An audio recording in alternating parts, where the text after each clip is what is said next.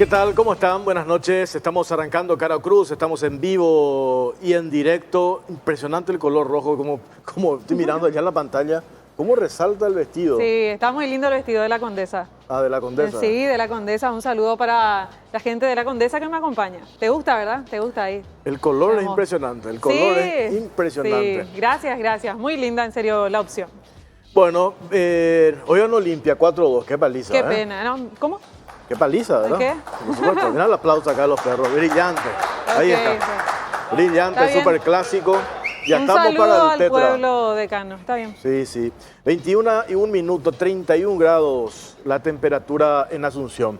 Increíble, acá parece -2, pero Sí, está bien. está agradable aquí. Está agradable. Sí. Bueno, qué semanita la que tuvimos, ¿verdad? Impresionante, Sí. mucha Varios información. temas judiciales. Judiciales, mira, sí, Siri me... ¿Por qué? ¿Qué toqué? ¿Qué pasó? ¿Qué tocaste? Siri me dice que, mira, yo no toqué nada y Y de repente hablaste de habló. la temperatura y ¿Qué Siri quiso ¿Qué pasó acá? complementar lo que estabas diciendo.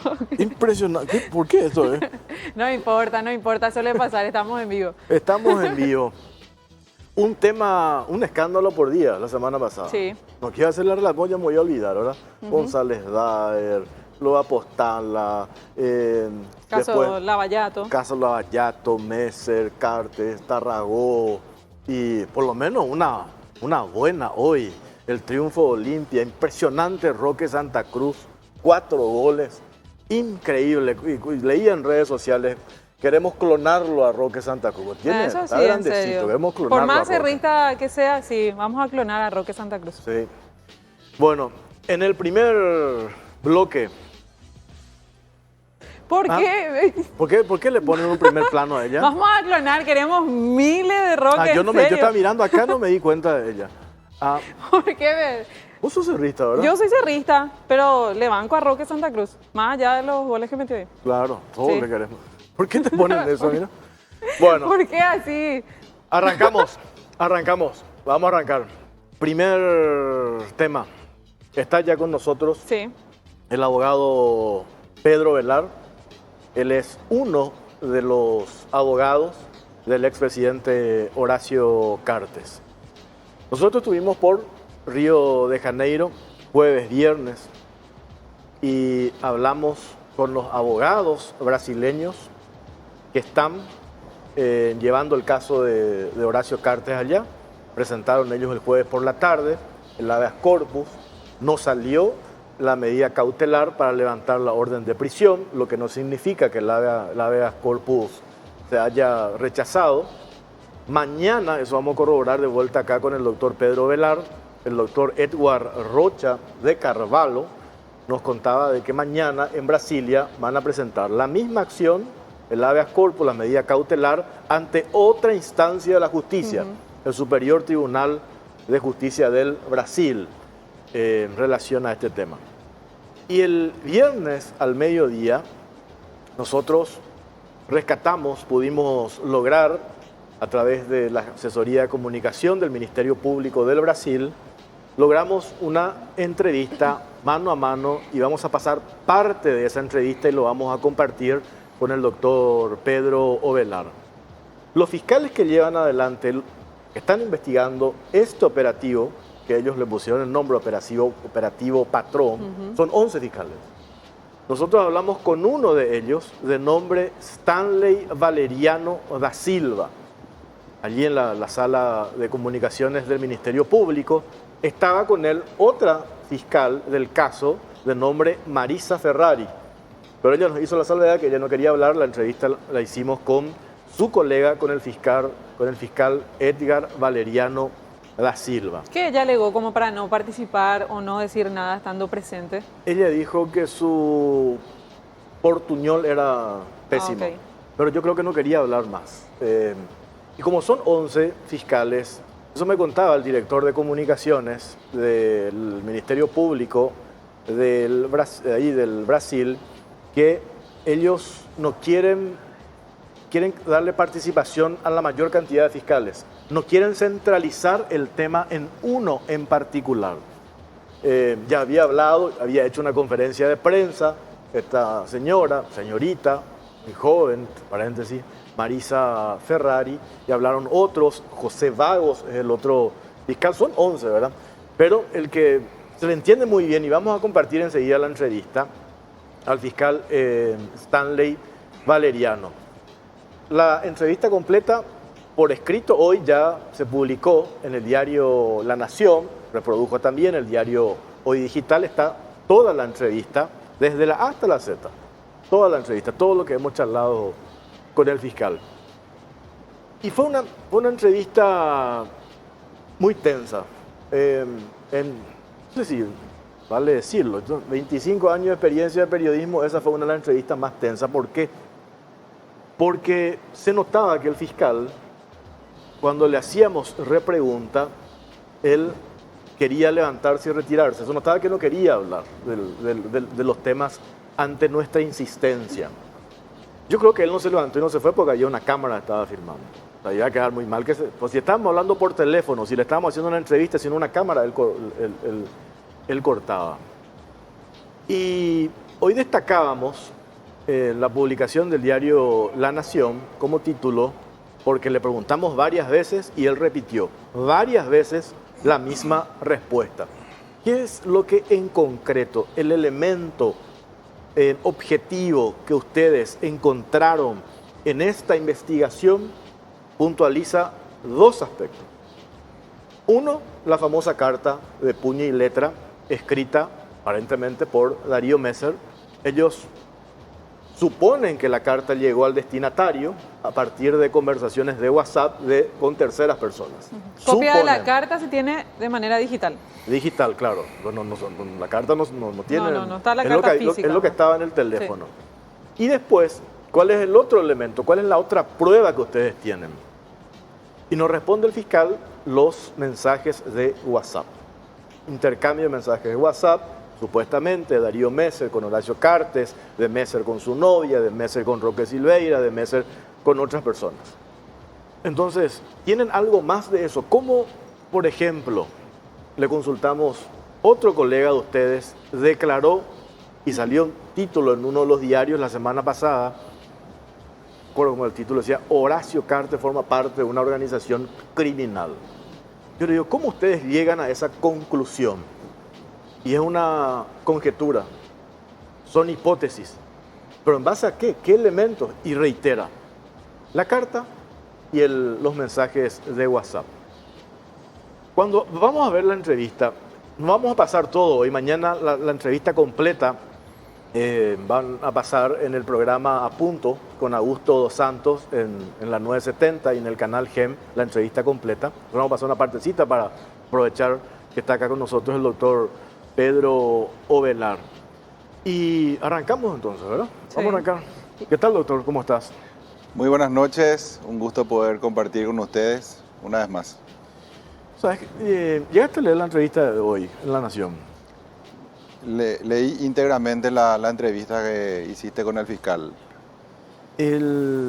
A mí me sorprendió la manera en que cuando le hacíamos una repregunta quería desviar a otra cuestión, pero todo lo que tienen, y este es un elemento pero importantísimo, los investigadores de la Policía Federal del Brasil y el jefe de la delegación que hizo la investigación de la Policía Federal hace un relatorio conclusivo de lo que fue el operativo, porque ese equipo fue el que hizo el trabajo de campo. Correcto. El que estuvo el 31 de diciembre cuando lo detuvieron a Messer en el departamento de San Pablo, y ahí se incautan de las evidencias, entre ellos el teléfono celular, que es la evidencia más importante que ellos dicen tener. La Policía Federal del Brasil recoge el teléfono y empieza a partir del contenido de ese teléfono a armar la historia. En ese relatorio conclusivo de la Policía Federal del Brasil, nosotros accedimos, que publicamos la semana pasada, figura orden de prisión preventiva para 17 personas y no figura para el expresidente Horacio Cartes. Entonces nosotros le preguntamos al fiscal, ¿por qué? Teniendo el informe conclusivo de la Policía Federal del Brasil, que arrima al Ministerio Público, es decir, a ustedes toman la decisión de ordenar la prisión preventiva. Entonces le digo que puede ser que la ordenen, pero ¿en base a qué elemento nuevo? Y me dicen ningún elemento nuevo. ¿Y entonces en base a qué? A la interpretación que hacemos del contenido de la investigación. Entonces, es interpretación, es hipótesis, es conjetura. Esa es la parte que a mí me llamó la atención cuando esperábamos nosotros una cuestión así contundente o que nos digan de manera determinante, tenemos otros elementos, no estamos mostrando esos elementos por una cuestión estratégica. Ellos mismos te dicen, no, eso es todo lo que tenemos. Y esta es la parte inicial de la investigación y es lo que mostramos ahora. Entonces, uno dice, empieza a dudar si esto no forma parte de una operación política. Uno empieza a dudar. Lo otro, doctor, cuando le preguntamos nosotros, ¿cómo es posible que los fiscales brasileños, es decir, la justicia del Brasil, investigue en Paraguay a paraguayos por supuestos delitos cometidos en Paraguay? Entonces ellos alegan convenciones internacionales, tratados internacionales, menciona el Tratado Internacional de Mérida, Tratado Internacional de Palermo, que hablan de delitos transnacionales. Entonces le decimos, pues nuestra Constitución es bastante clara, y me dice, es lo que nosotros concluimos. Vamos a arrancar con una primera parte de esta. Cómo no, y después vamos con una respuesta de él y después venimos contigo. Esa va a ser la dinámica. Muy bien. En esta parte, aclaro que mañana vamos a ver la entrevista completa con Dos Santos en Apunto y en Gen, pero ahora un fragmento, lo que consideramos más importante para compartir con el doctor Pedro Ovelar. Nosotros le preguntamos, tras la captura de Messer, el elemento más importante que obtuvieron como prueba, ¿fue el contenido del teléfono celular? Esto responde el fiscal. Sí. Durante mucho tiempo la Policía Federal brasileña ha intentado hacer un acompañamiento de la pareja de Messer, Mira. Llegamos entonces al local en que estuve ocultado en São Paulo, el departamento en que ocupaba. A partir de ahí seguimos obtuvimos su teléfono y podemos conocer cuál era la estructura de la organización que le dio todo el soporte para mantenerse prófugo por tanto tiempo, como la constitución de offshores en Estados Unidos, dinero que envió a Bahamas en nombre de las offshores que crió para su pareja Mira, las personas que lo ocultaron como Cici Mota, Felipe Cogorno y Roque, que le ayudaron con los montos para mantenerse. ¿Qué decía esta parte, doctor? Y en la facultad se le llama piloteada. Realmente no tiene nada en concreto. Deja mucho que desear esta investigación, pero no tiene más que eso, ¿verdad? Están tratando de construir algo sobre la falta absoluta de caudal probatorio que pueda probar la participación del expresidente en lo que ellos le atribuyen. Realmente es la lectura de la acusación del Ministerio Público, que no tiene tampoco mucha base en lo que la Policía Federal le señala, ¿verdad? En cuanto a la participación del expresidente, como bien lo decías, le excluye el delegado de la Policía Federal encargado de la operación de campo. El que hizo el trabajo real, ¿verdad? El que verdaderamente toma los teléfonos incauta en el momento de la detención de Darío Messer, analiza el contenido de todas las evidencias incautadas en ese momento y que construye el caso. El Ministerio Público, apartándose de ese trabajo, en lo que hace, digo, al expresidente de la República, y no sabemos en qué momento le da esa interpretación ni por qué motivo. Habría que preguntarle, si hay otra oportunidad, si él tiene contactos con medios locales, con medios en Asunción, si la Fiscalía tiene contacto con algún periodista o con algún grupo político o con alguien del Ministerio Público, porque realmente se nota que hay una manipulación en cuanto a la conclusión de la Policía Federal y la conclusión que hace posteriormente el Ministerio Público, que bajo engaño entrega al juez un pedido y este toma la decisión de la prisión del expresidente. Acá está la parte que le preguntamos precisamente sobre ese informe conclusivo del delegado de los investigadores de la Policía Federal del Brasil. Y le preguntamos nosotros, ¿ustedes arrimaron los fiscales algún elemento nuevo, distinto al que halló la Policía Federal para ordenar la prisión preventiva? Y esta fue su respuesta. El informe elaborado por los investigadores de la Policía Federal, que ustedes también se sirvió eso como para avanzar en la investigación y que supongo que ustedes también aportaron elementos nuevos a ese informe de la Policía Federal, no piden, por ejemplo, prisión preventiva para Horacio Cartes, el expresidente paraguayo. ¿Ustedes aportaron algún elemento nuevo en la investigación y por qué decidieron que Cartes se plantee su prisión preventiva? Es importante decir que la policía hace un trabajo investigativo. El trabajo jurídico, la interpretación de las pruebas, es un trabajo de la fiscalía. La fiscalía es que tiene la palabra final sobre quién debe o no ser acusado. Entonces, diante de todas las pruebas colegidas en la investigación, la Fiscalía entiende que había una participación efectiva del señor Horacio Cartes y que había pruebas suficientes para pedir su prisión. Y eso ha sido pedido a un juez que también entendió que era posible. ¿Y cuáles son esas pruebas, doctor? Principalmente podemos hablar que había charlas de Messer con su pareja Mira y también con su hermano Julio, que vive en Nueva York, en que hablaban sobre la entrega de $500,000 por Horacio Cartes para ayudar a Messer. También en determinado momento Messer se dirige a Roque y a Felipe y les pide que sean los intermediarios para recibir esos montos enviados por Cartes. Uh-huh.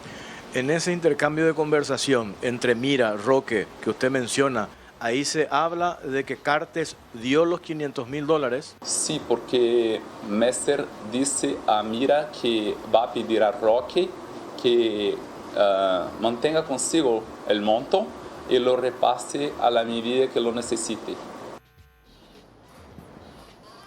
Doctor. Sí, eso es lo que venimos justamente señalando, de que la construcción que hacen del caso parte de, ni siquiera de pruebas, ¿verdad? De indicios, de algunos elementos, pero se olvidan de algo muy, muy, muy importante. Primer punto, en ningún momento Horacio Cartes, en las conversaciones que capturan ellos y le atribuyen a ambas personas, se refieren a dinero alguno. En ningún momento Darío Messer, de su teléfono incautado al teléfono que se le atribuye al presidente, al expresidente, a Horacio Cartes, se refieren a dinero alguno. Siempre es una comunicación. Es más, la primera vez que le escribe supuestamente Messer a Horacio Cartes, ni siquiera Messer tenía la fotografía del contacto aún, porque era un teléfono que Horacio Cartes no conocía. porque si no lo hubiera tenido agendado.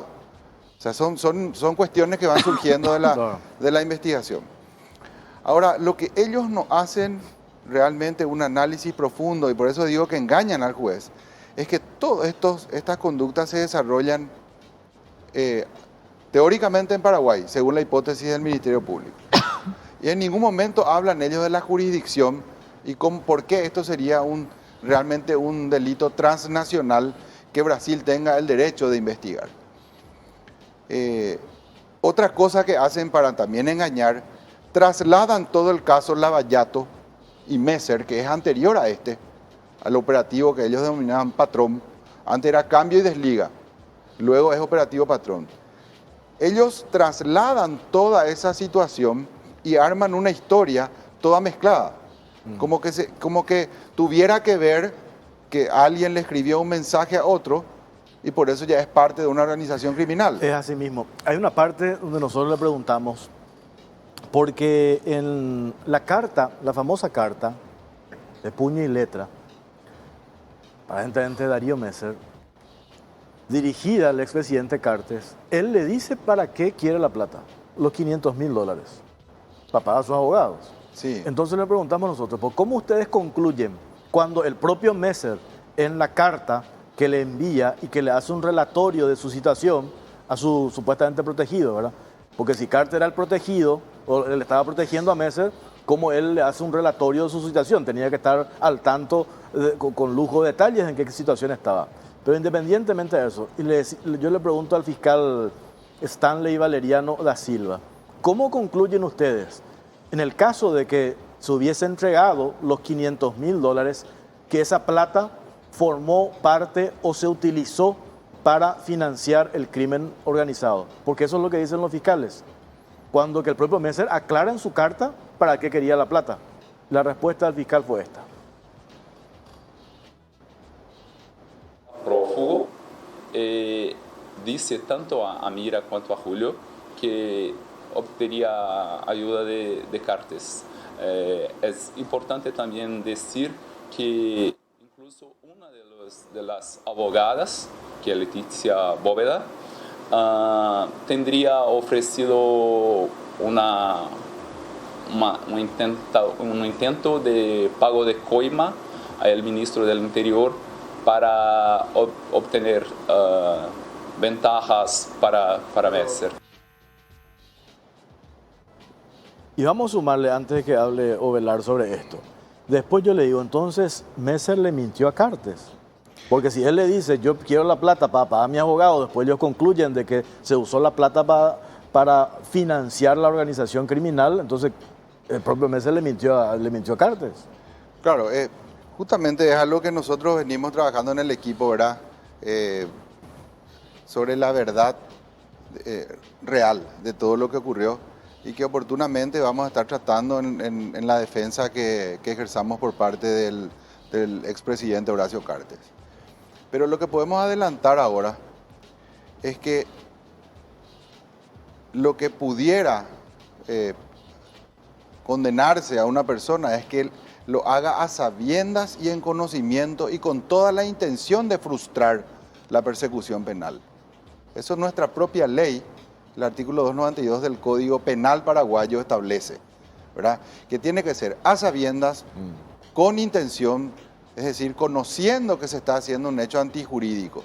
Si uno piensa que le está ayudando a una persona, estamos hablando de una hipótesis, ¿verdad? A una persona para que haga frente a su defensa jurídica, no estamos ante un hecho punible, por lo menos en los términos descritos en la conducta del artículo 292. Es justamente lo que nosotros cuestionamos, ¿verdad?, de toda esta investigación, porque el Ministerio Público de Brasil tampoco hace una definición exacta de la conducta de Horacio Cartes y cómo eso transgrede una norma penal. Ellos hablan de formación de cuadrilla, ¿verdad?, a partir de una carta que es una foto de un teléfono que no se sabe si llegó a destino, que no se sabe si el que tenía que ser intermediario terminó entregando o no esa carta. Ellos no saben si fue otra vía o hubo otra persona. Absolutamente ellos tienen, porque esa puede ser otra hipótesis, totalmente divergente a la que ellos piensan. Entonces, la conclusión es de que hay una manipulación, porque no hay una atribución concreta de una conducta prevista en un artículo del Código Penal brasilero. O sea, señalan de manera genérica de que en el año 80 se creó una casa de cambio que se le atribuye al señor Horacio Cartes tal o cual situación, absolutamente ninguna prueba, simplemente alegaciones sin ningún tipo de basamento en pruebas directas. Entonces, toda esa falta de definición lo que nos lleva a concluir es que hay una manipulación, ¿verdad? No hay garantías en la justicia brasilera. No hay garantías con el Ministerio Público brasilero. El Paraguay se ha independizado, Jorge, hace mucho tiempo.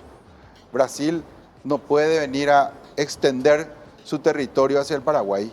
El Tratado de Mérida y de Palermo no trata absolutamente nada de lo que él dice que trata. Son declaraciones más bien programáticas de lo que los estados quieren y desean proteger y combatir, ¿verdad?, que es el crimen transnacional.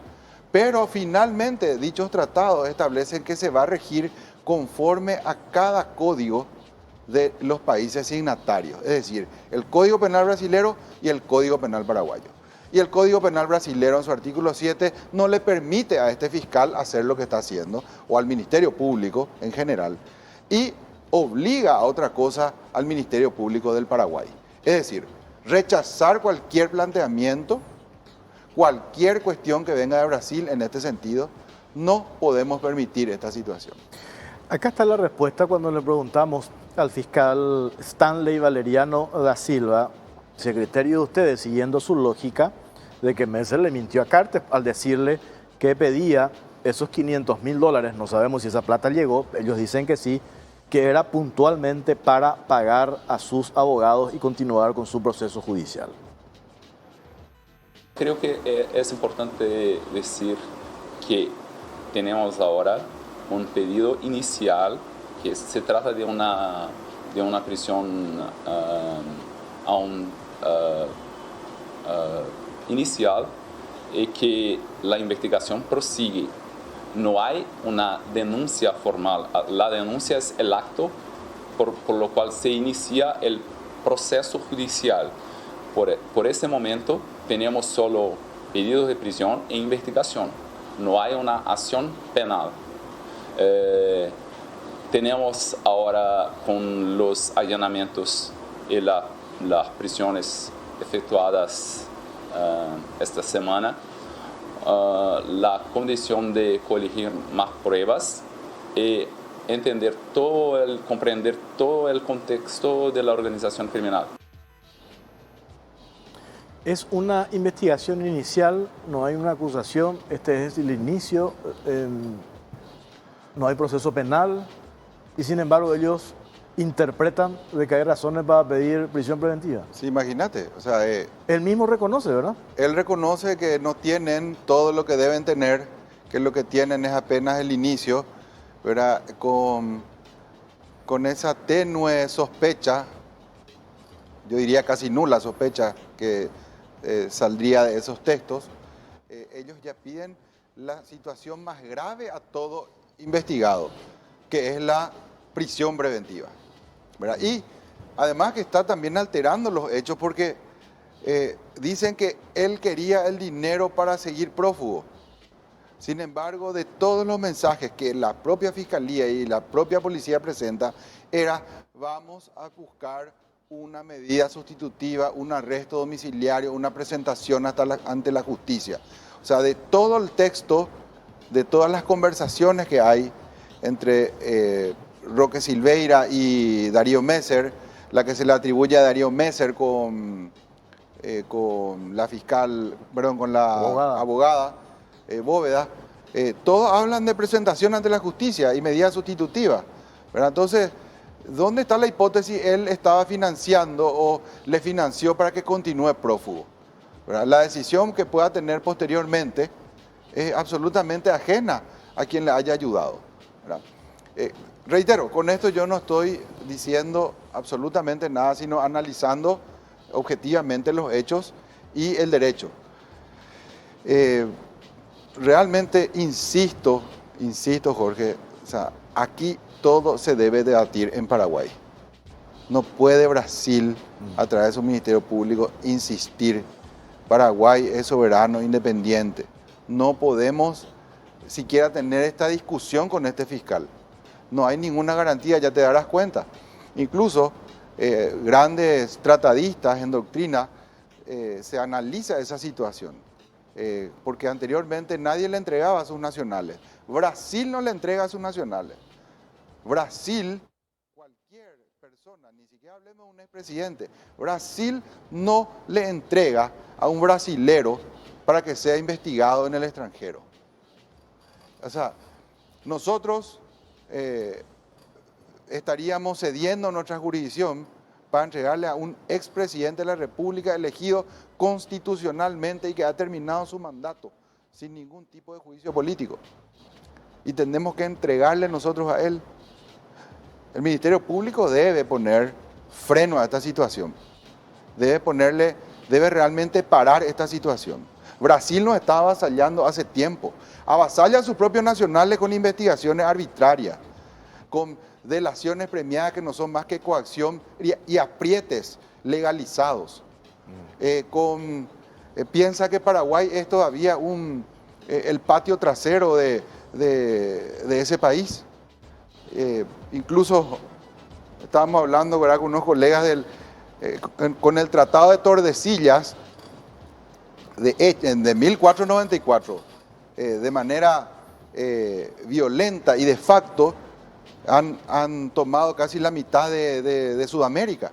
Esto es igual hoy en el siglo XXI, haciendo uso y abuso de tratados internacionales que no dicen lo que ellos dicen que dice, están trasladando su frontera y teniendo jurisdicción en Paraguay. Es increíble, tenemos que hacer una pausa ahora, doctor, cómo uno puede entender, y eso forma parte de las generales de las cuestiones y de las diferencias, Claudia, políticas internas, que nosotros podemos pelearnos entre nosotros, ¿verdad? Vos podés ser liberal, yo puedo ser colorado o viceversa, y podemos tener nuestras diferencias. Pero hay una cuestión acá de soberanía, hay una cuestión de territorialidad, hay una cuestión de defender lo nuestro. Ahí pusiste el ejemplo, Brasil no entrega a sus connacionales.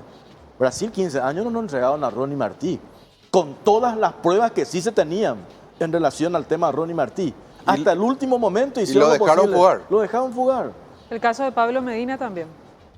También, ¿verdad? Sí. Ahí hay un sobrino, Flavio pariente del que está ahora adentro y no nos entregan, ¿verdad? Y en el caso de Piloto, sin embargo, mató a una persona aquí en nuestro país. A una joven 18 años paraguaya. Sí, y nosotros le hemos entregado también. En bandeja. Y Piloto no fue procesado por el caso del asesinato de una paraguaya acá en la cárcel, en la agrupación especializada. La familia de esta chica de 18 años sigue pidiendo justicia. A él lo están procesando en el Brasil, pero por otros casos que tenía pendiente con la justicia. Digo nomás antes de la pausa, doctor, cómo esas rencillas y esas diferencias políticas que nosotros podemos hoy llegar a tener, y hay un sector que puede tener un enojo, hay otro que ya está cabalgando sobre un oportunismo político, de hacer leña, ponerle del árbol caído. El precedente que esto deja para el Paraguay, pero es nefasto. Si Brasil pretende cometer este tipo de abusos, y hoy yo escribía un artículo en La Nación, la soberanía avasallada. Y nosotros nos sentamos y hay sectores que están alentando esto porque hay un odio visceral hacia quien se lo está buscando y así lo quiere llevar. Y hay una parte de la entrevista, yo le digo, porque vamos a escuchar la parte cuando le pregunto sobre el tema de la territorialidad. Él responde, menciona estas convenciones, tratados internacionales, después dice el fiscal Stanley Valeriano. O sea, ustedes quieren que 8 paraguayos que supuestamente cometieron delitos en Paraguay vengan y terminen en la cárcel de Brasil. Sí, me dice. O sea, sin ruborizarse, sí. Tenemos que hacer una pausa. Antes, Jorge, Sí, te quiero sí. interrumpir para vender nuestra consulta en las redes sociales, @CaroCruzPI, en Twitter y también Facebook, que dice: ¿consideras que es un atropello a la soberanía paraguaya que la justicia brasileña actúe sobre hechos ocurridos en Paraguay? Sí o no son las opciones, así que tienen tiempo para responder durante la pausa y a la vuelta ya vemos los números. Enseguida volvemos.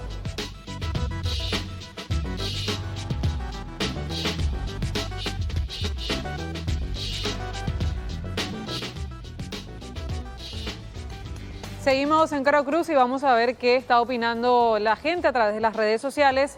Recordamos la consulta que dice: ¿consideras que es un atropello a la soberanía paraguaya que la justicia brasileña actúe sobre hechos ocurridos en Paraguay? En un 40% la gente dijo que no y 60% que sí. Vamos a ver Facebook también, 58% no y 42% sí. Al revés, ¿verdad? No hay coincidencia. En Twitter, el mismo porcentaje por el contrario. Qué increíble, ¿verdad? Este es un punto, doctor, esto que estamos consultando. Hoy estaba buscando, quería preguntarte, antes de ir otra, vamos a continuar con la nota. No sé si leíste hoy una publicación, una entrevista del diario, en ABC se publicó. Sí, Acá estoy abriendo. de Theodore Stimson. El mismo dice: renegociación de Itaipú, Brasil ha comenzado a tomar prisioneros.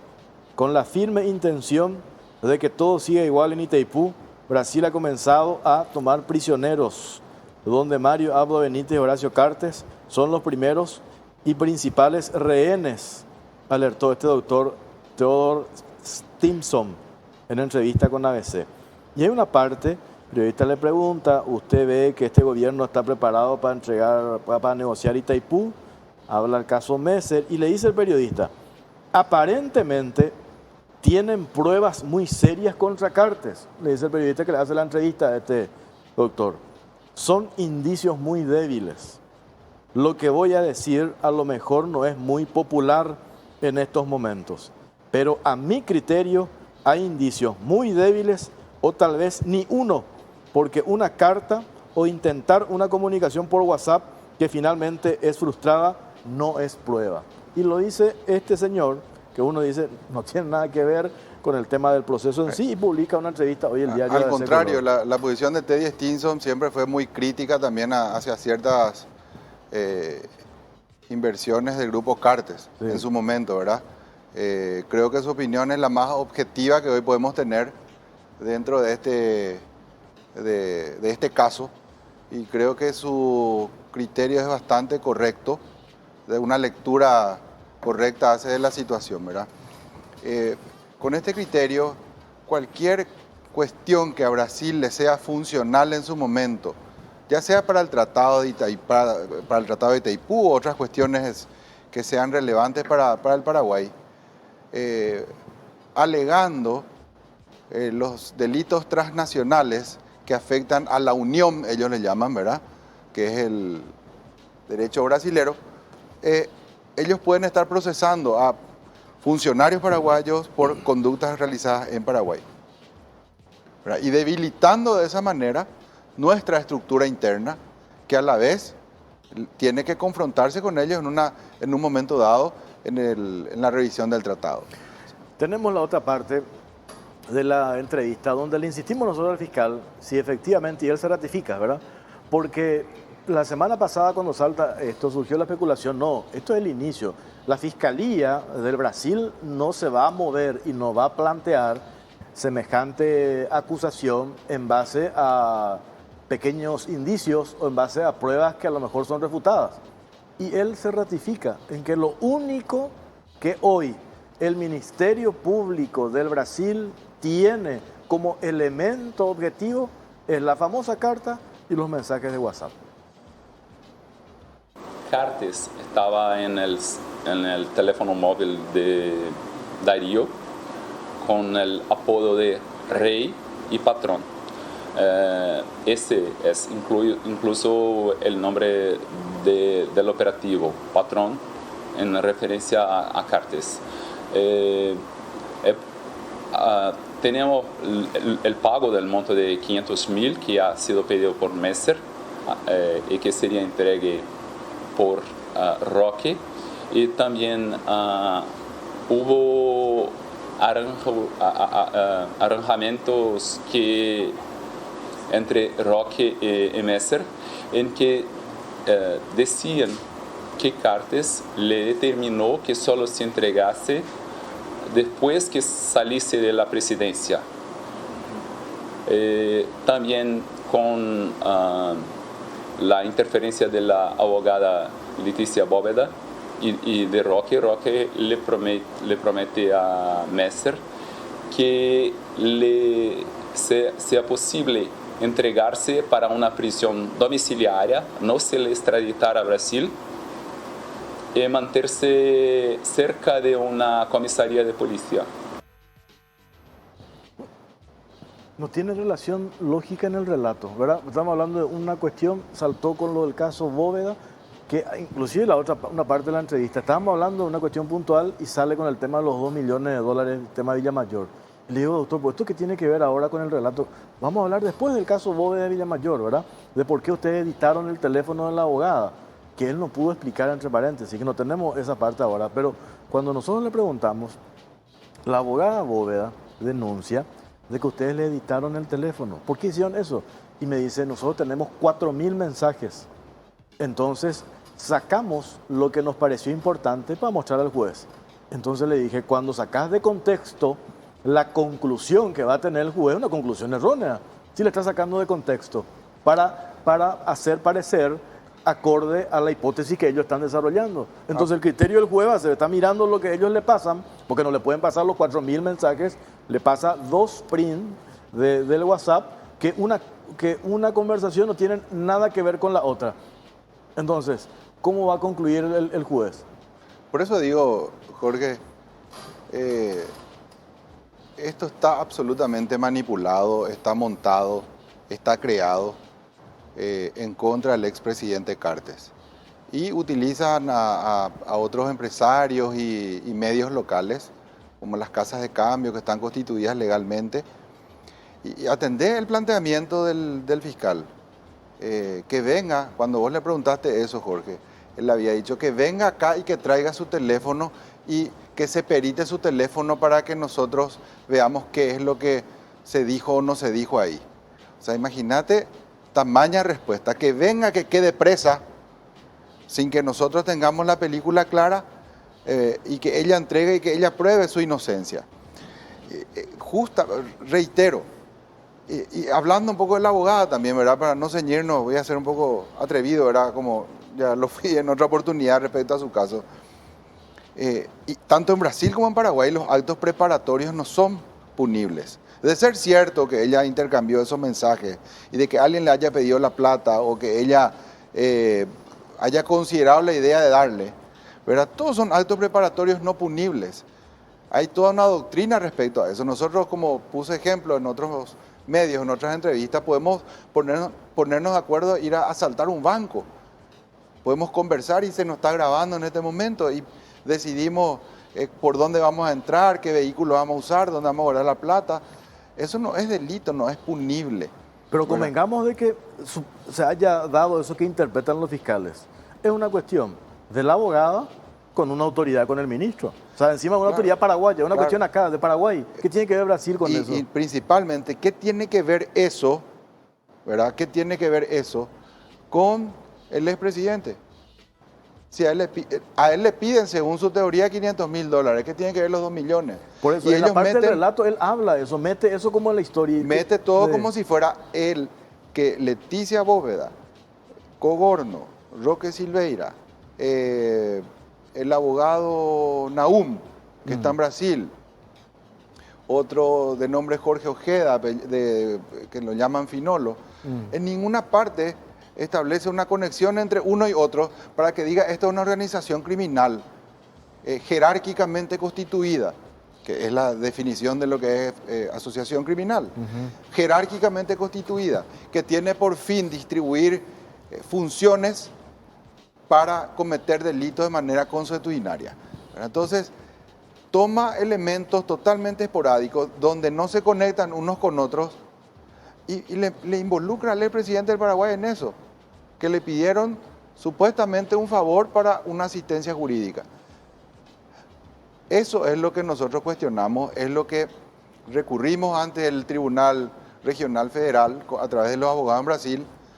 Fue negada la liminar, que es una medida cautelar, todavía no el juzgamiento del habeas corpus, y que ahora vamos a ir ante el Supremo Tribunal de Justicia, también solicitando una liminar. Pero vamos a conversar con nuestros abogados de Brasil. Nosotros no nos podemos someter a ese proceso, a ese juicio. Tenemos esta parte cuando precisamente le preguntábamos al fiscal Stanley Valeriano da Silva cuál es la configuración del delito que le atribuyen al expresidente Cartes, y esta fue su respuesta. Sí, siempre era sabido que Cartes era conocido como el hermano de alma de Messer. Durante ese un año y un poco más en que Messer estuvo prófugo, sabíamos que tenía ayuda de mucha gente. Los contactos, la carta, el contacto de WhatsApp, las conversaciones con Roque, con Mira, con Julio. En determinado momento, Messer dice a Mira que Julio ha conseguido contacto con Messer, con Cartes, y que venía a hablar con Cartes para ayudarlo. Cuando vos haces una pregunta, y una pregunta me parece categórica, ¿cuál es el hecho punible? ¿Cuál sería el delito del presidente Cartes? Usted espera una respuesta poco contundente. Técnica. O técnica, demostrable, verificable, ¿verdad? ¿Cuál es la respuesta? He sabido que Cartes es el amigo del alma de Messer. Y es cierto, ¿verdad? Eso nunca fue negado. Nunca se negó esa relación. Y eso vos creo que dijiste en una entrevista, da la sensación de que se condena la amistad. Sí, le están procesando por ser amigo. No, realmente por donde se lo mire esto, Jorge, no tiene sentido, no resiste un análisis jurídico. Pero, reitero, ¿qué garantía tiene un paraguayo en ir a ser juzgado en Brasil cuando un fiscal te responde qué pruebas tienen contra él? Él es amigo del alma del otro. ¿De qué estamos hablando?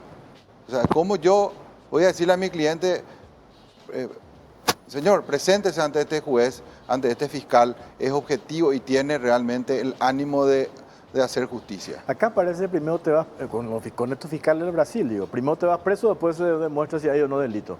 O el famoso ten razón más fica preso. Ahí está, tal cual. Acá está una cuestión clave, doctor, que le preguntamos.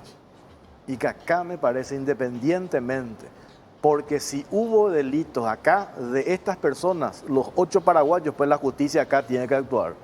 Pero acá, en Paraguay, nuestra Constitución Nacional nos dice, el delito cometido en Paraguay se juzga en Paraguay, no en el tribunal brasileño.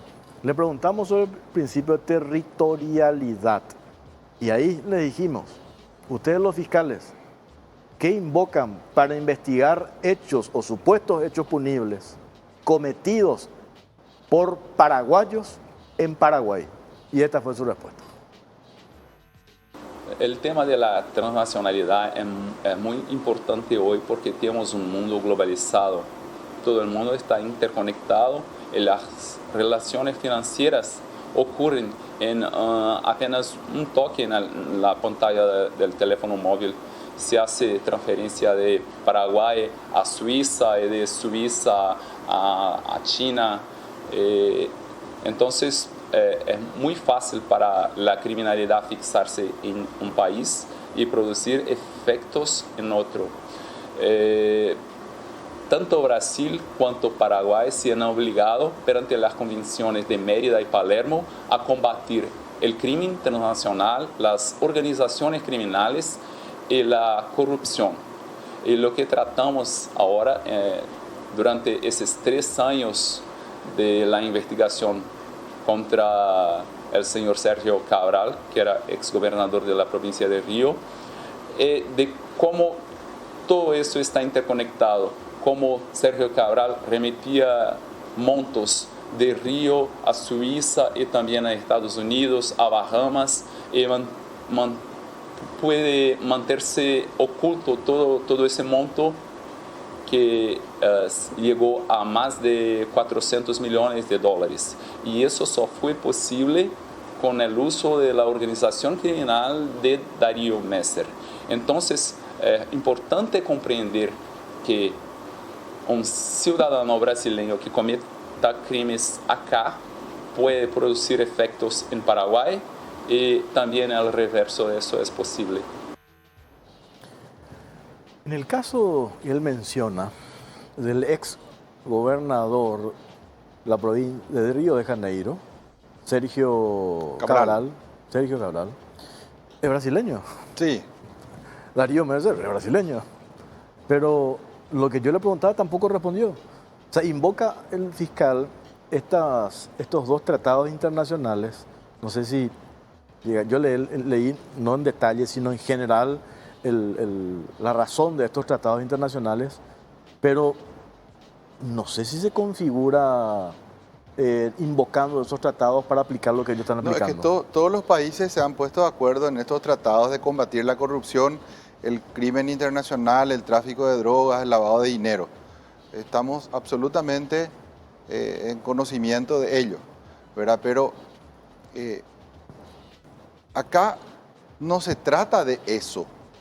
Lo atribuido al expresidente de la República, en general parece que sí, porque trasladan justamente lo de Cabral a su caso. Lo de Messer, operativo Cambio y Desliga, al caso Patrón, ¿verdad? Pero el caso Patrón, la definición de la conducta es haberle ayudado a un fugitivo, según dicen en alguna parte del relato.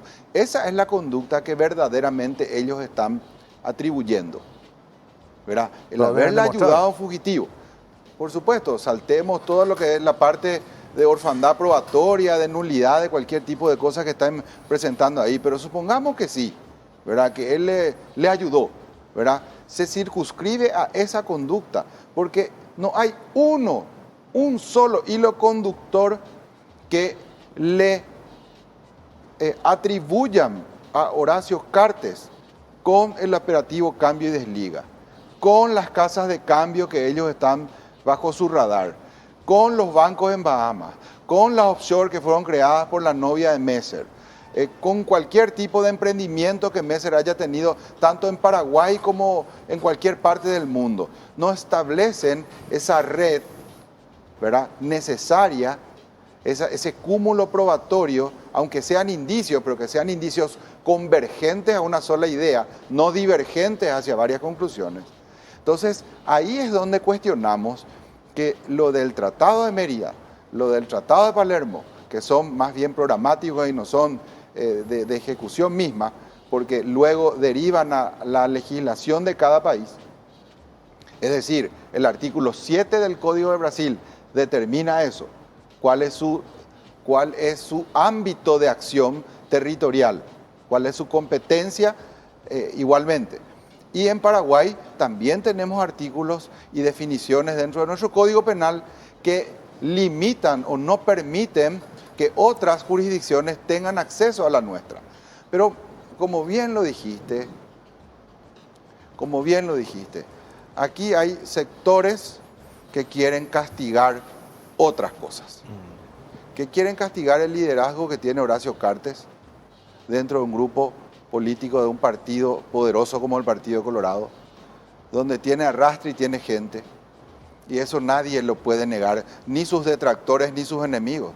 Horacio Cartes hoy es un referente dentro del Partido Colorado, es el gran elector, y ahí hay que bajarlo como sea. Pero que no se olviden esas personas, que no se olviden que ellos pueden ser los próximos, que ellos pueden estar en la misma posición que hoy le están queriendo poner a Horacio Cartes. Y lo peor de todo, si se declaran nacionales, si se declaran paraguayos, respetuosos de la ley y de la norma, que no violen el Código Penal, que no violen nuestra Constitución Nacional, que no violen los tratados, para instar y celebrar que nuestro expresidente sea enviado a Brasil para ser juzgado por semejante fiscal y por semejante caso que hace agua por todos lados. Nosotros vamos a hacer una pausa a la vuelta. Vamos a seguir hablando con el doctor Pedro Ovelar, uno de los abogados del expresidente Horacio Cartes. Claudia. ¿Y qué tenés que hacer hoy? Sea lo que sea, tomate una pool guaraná y libera esa energía. La única con guaraná natural, terminar la tesis, lavar el auto, o sea lo que sea, hacelo con la mejor onda. Pool naturalmente nuestra.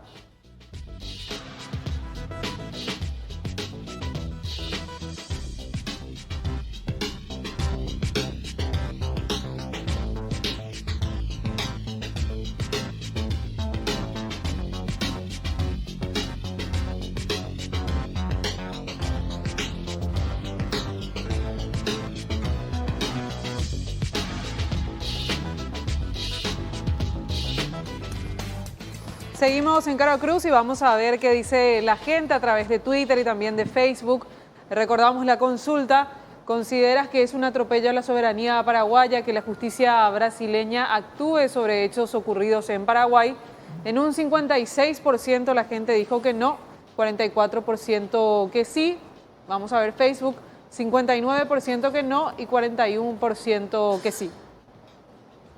Bueno, variaron un poco los números. Cambiaron un poco. Sí, recordamos que estamos también en paralelo con Radio 1650 AM, la primera del día. Tú sabes, doctor Ovelar, llegué a escuchar argumentos, ¿verdad?, de gente que dice, si la justicia paraguaya no actúa, entonces que actúe nomás la justicia brasileña. ¿Te das cuenta de lo perverso que eso es? Imagínate. En todo caso, nosotros trabajemos por mejorar nuestra justicia, pero no pedirle a los brasileños que vengan a hacer justicia en Paraguay. O sea, eso queriendo combatir una supuesta ilegalidad, cometamos nosotros la misma ilegalidad.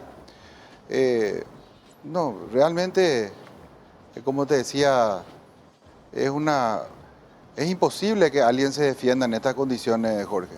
En Brasil no va a poder, no hay garantías. En Brasil no hay garantías. No. Primero, luego que no tiene por qué estar allá, no tienen por qué hacer lo que hicieron, no tiene por qué procesarle a todos los paraguayos que le procesó y ordenar la prisión mucho menos, por el principio de territorialidad. Pero de cualquier manera, una prueba de que el fiscal miente es cuando dice, sí, si alguien, acá un brasilero comete un ilícito y tiene efecto en Paraguay, se le tiene que juzgar en Paraguay. Pero no dice que a ellos no extraditan a sus nacionales, por su propia Constitución Nacional.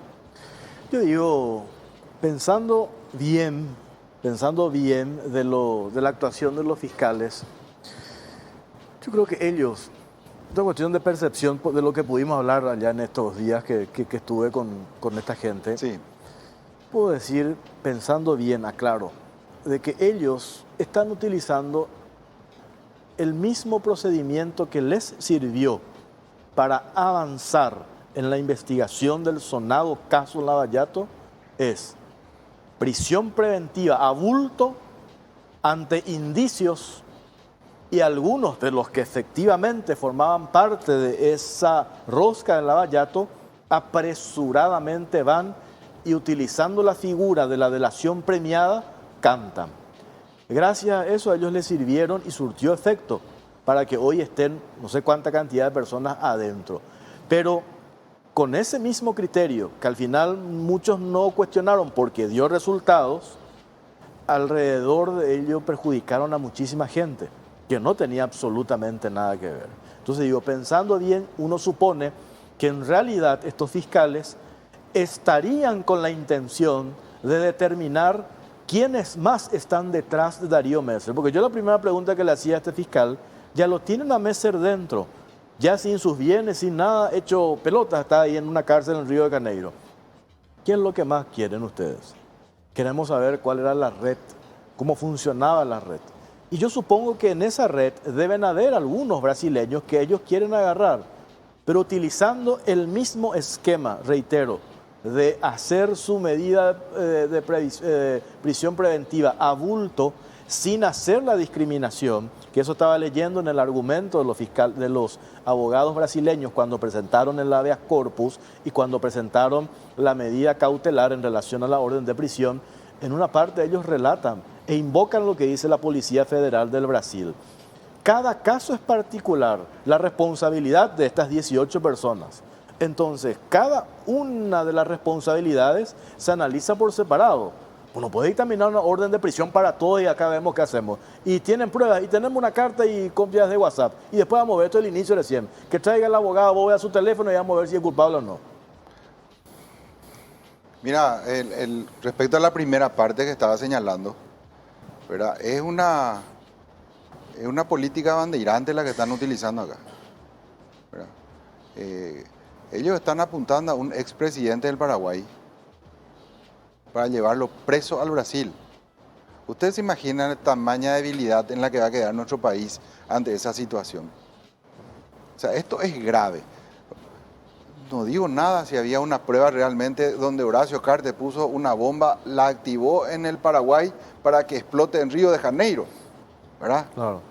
Que es una situación diferente.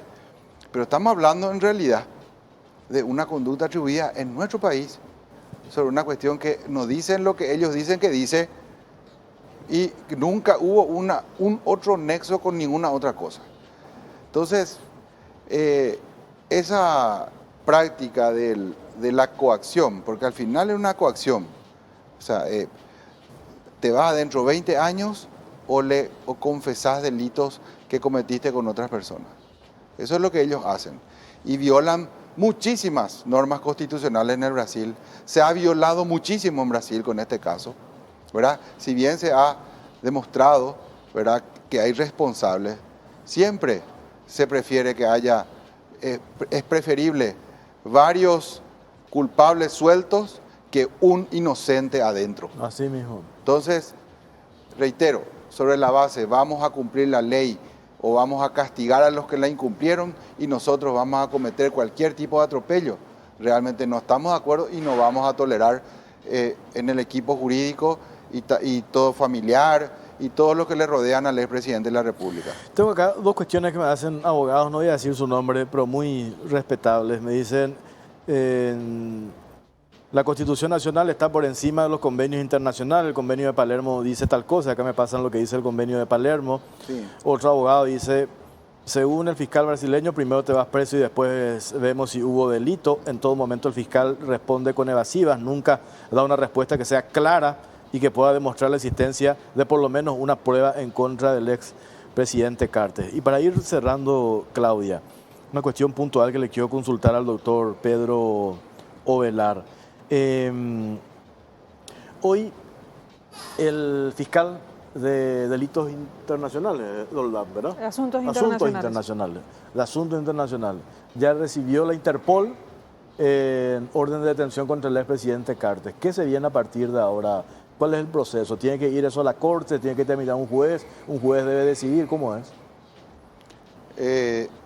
Si el Ministerio Público ya recibió el pedido... Interpol recibió. Interpol. Acá.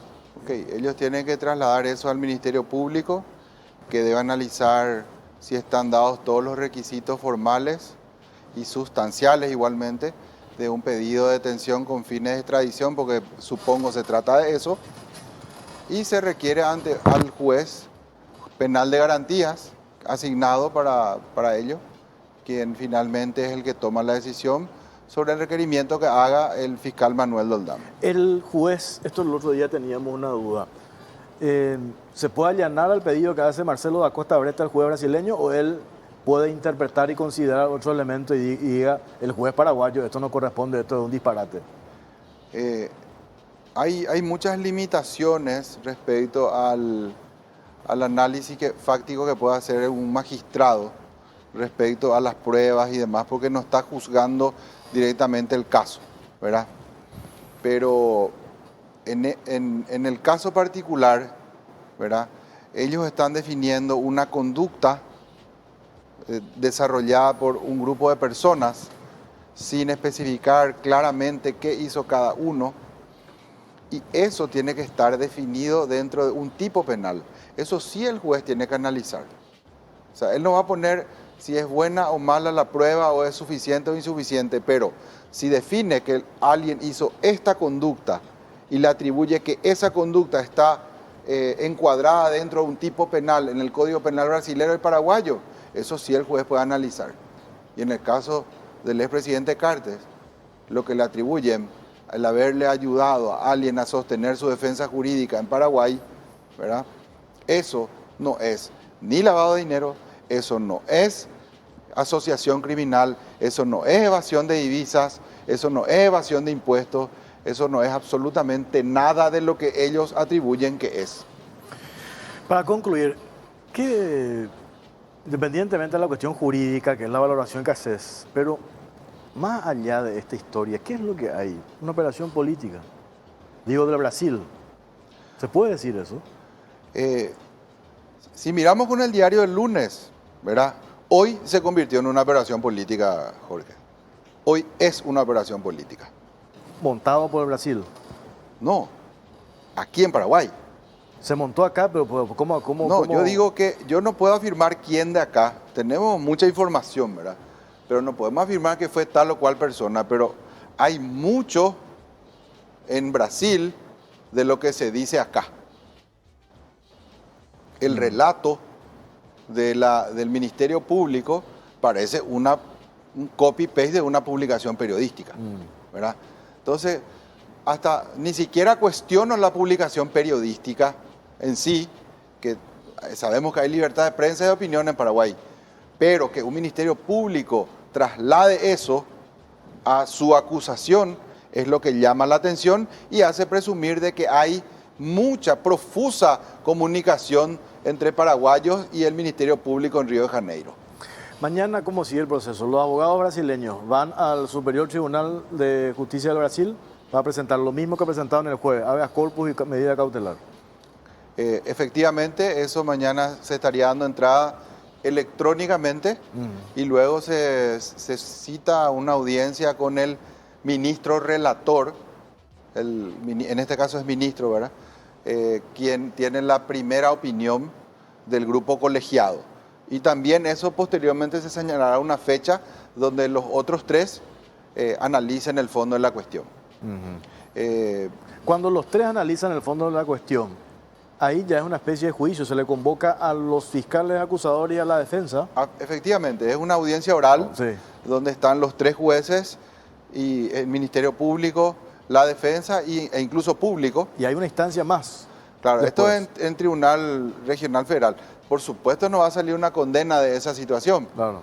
ni tampoco una absolución, pero sí se puede volver a determinar que la prisión no es correcta y liberarlo en segunda instancia, que en el Tribunal Regional Federal de Río de Janeiro. Todavía en la audiencia puede revocar lo que este señor hoy negó, que es el desembargador relator. Igual situación ocurre en Brasilia, en el Superior Tribunal de Justicia, donde el ministro relator puede negar eventualmente la medida, la medida cautelar o liminar, como le llaman, y luego en el juzgamiento de los tres revocar esa decisión. Doctor Pedro Velar, gracias por su tiempo, muy amable. No, gracias a ustedes por el tiempo y la oportunidad de explicar esto. Nosotros vamos a las pausas. ¿Qué hablamos después, Claudia? Y más adelante vamos a hablar acerca de las carreras de medicina acreditadas en el país y las que no están acreditadas y qué implica esto para la población paraguaya. Pausa, ya venimos.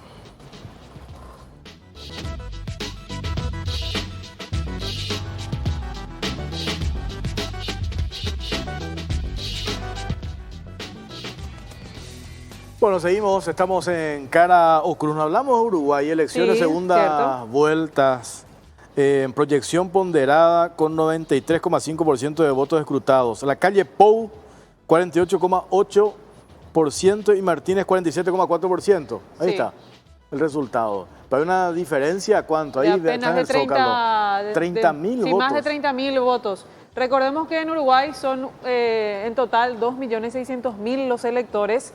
Existió, o sea, la participación de hoy, la participación electoral fue del 90% aproximadamente, bastante alta. Y bueno, y así que está al frente Luis Lacalle Pou del Partido Nacional y de esta forma, con estos resultados hasta el momento, ya saldría del gobierno luego de 15 años el Frente Amplio. 30.000 votos de diferencia hasta ahora, pero ya el 93,5%, yo creo que esto ya no cambia, ¿verdad? Ya no cambia. Bueno, ahí está la información entonces que actualizamos a nivel regional, virtual, presidente Segunda vuelta del Uruguay, Luis Lacalle ¡Pou! Ahí está. Bueno, vamos a nuestro tema, Claudia. Sí, vamos a hablar acerca de este tema de las carreras de medicina que hay en el país, diferentes ofertas educativas. De acuerdo a lo que informaron desde ANEAES, el CONES tiene registradas 37 ofertas educativas a nivel nacional de carrera de medicina, programas de medicina. Solamente 13 cuentan con la acreditación de ANEAES y 11 están en proceso de acreditación.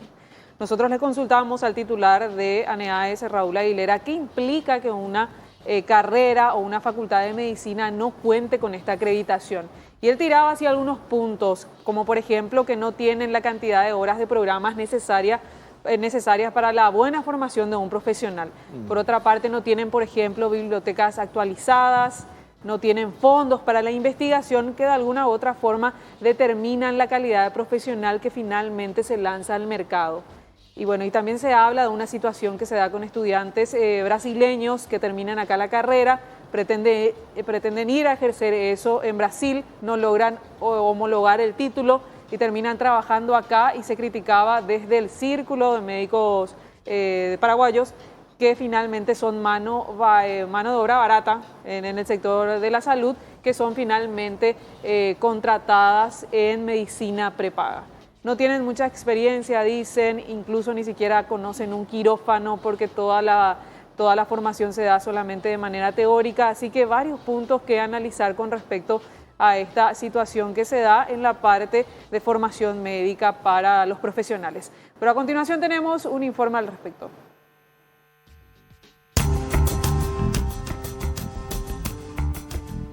La salud en Paraguay es una de las problemáticas más sensibles, un sistema público deficiente y una oferta de salud privada cara. Las personas que deben sortear la realidad en hospitales notan la insuficiencia en equipamientos e insumos, además de la falta de infraestructura y, algo muy importante, la falta de personal de blanco especializado. En el país existen 37 ofertas educativas en medicina catalogadas por el Consejo Nacional de Educación Superior, de las cuales solo 13 cuentan con la acreditación de ANEAES y otras 11 están en proceso de certificación. No acceder a esta acreditación implica que algunas de estas carreras no cuentan con carga horaria de al menos 5.500 horas de programa o tampoco cuentan con las prácticas en hospitales, no tienen bibliotecas actualizadas ni fondos para investigación y en algunos casos los docentes no tienen la formación adecuada. Sin embargo, de estas sedes educativas egresan doctores y doctoras que hoy se encuentran trabajando en hospitales y sanatorios privados. Desde el Círculo Paraguayo de Médicos advierten que estos profesionales ni siquiera pueden operar, pues pese a recibir el título de médicos cirujanos, no conocen un quirófano. De acuerdo a datos del gremio médico, 8.000 doctores fueron registrados entre 2013 y 2019. 1.800 egresaron de carreras sin acreditación y 1.500 no tuvieron la posibilidad de hacer residencia antes de salir al mercado como médicos, por lo tanto solo saben de teoría. A esto se suma la cantidad de brasileños que se encuentran en el país estudiando en estas universidades sin acreditación, quienes pretenden ejercer la profesión en su país de origen, pero no logran homologar sus títulos, son rechazados y terminan volviendo a territorio nacional. Alertan sobre el riesgo para la población y apuntan al gran número de facultades de medicina que saturan el mercado, lanzando mano de obra barata, sacrificando la calidad.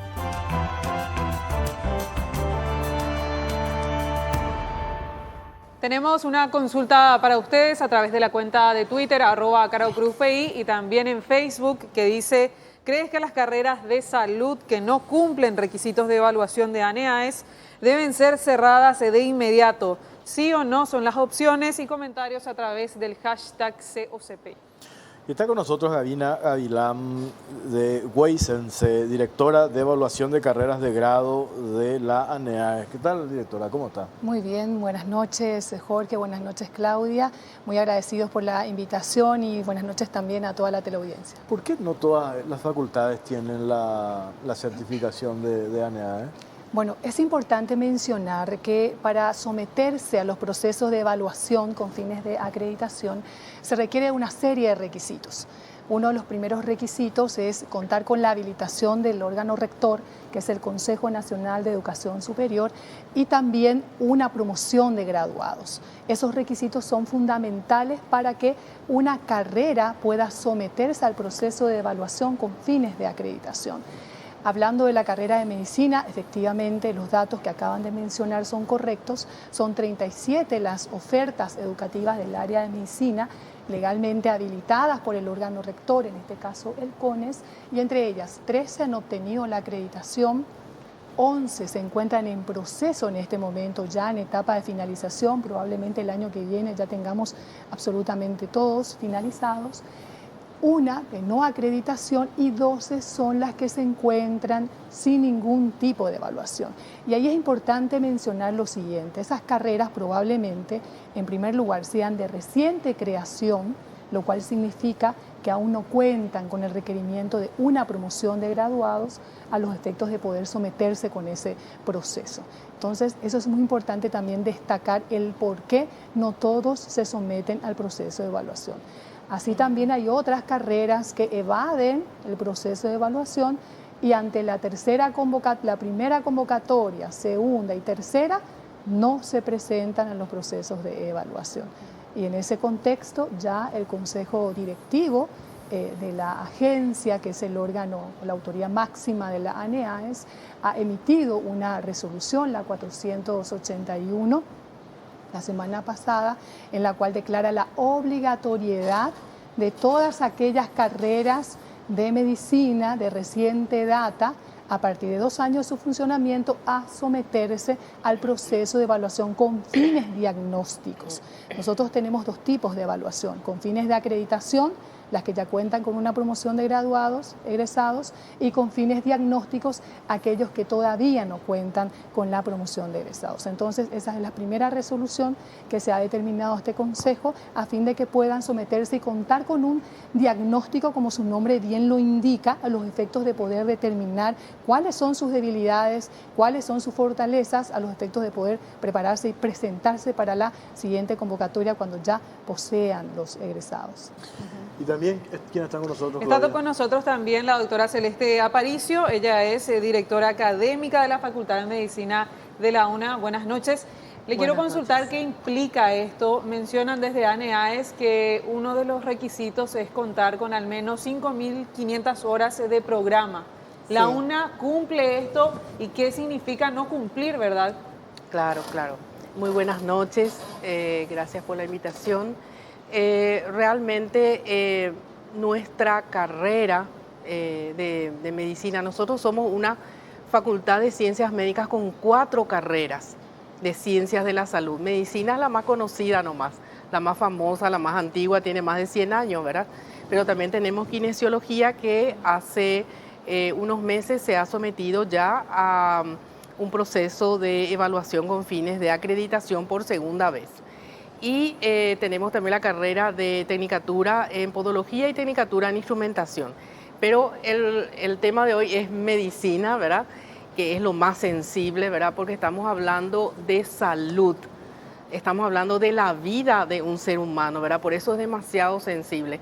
Nosotros tenemos acreditada la carrera en los 2 modelos, en el modelo nacional y en el modelo Arcusur, ¿verdad? Y estamos siempre con un proceso de autoevaluación constante.